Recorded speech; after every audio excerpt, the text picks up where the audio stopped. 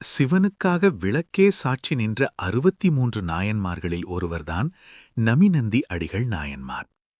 சிவபக்தியில் முழுமையாக தன்னை அர்ப்பணித்த இவர், சிவாலயத்தில் விளக்குகள் அணையாமல் இருக்க தினமும் அன்புடன் எண்ணெய் ஊற்றி சேவை செய்து வந்தார். ஒருநாள் கோயில் விளக்குகளுக்கான எண்ணெய் முற்றிலும் தீர்ந்துவிட்டது. விளக்குகள் அணையப் போகும் நிலை. அந்த வேளையில் ஊரிலிருந்தவர்களிடம் எண்ணெய் கேட்டு சென்றார் நமிநந்தி அடிகள். ஆனால் நீ உண்மையான சிவபக்தன் இல்லை என்று சொல்லி அவரை அவமானப்படுத்தி எண்ணெய் கொடுக்க மறுத்தனர். மனமுடைந்தாலும் பக்தி குலையாமல் சிவபெருமானின் முன்னே கண்ணீர் மல்க பிரார்த்தித்தார் நமிநந்தி அடிகள். ஐயா, உன் ஆலய விளக்குகள் அணையக்கூடாது. நீயே என் துணை. அப்போது நிகழ்ந்தது ஒரு தெய்வீக அற்புதம். எண்ணெய்க்கு பதிலாக நீரை எடுத்து விளக்குகளில் ஊற்றினார். ஆனால் விளக்குகள் அணையவில்லை.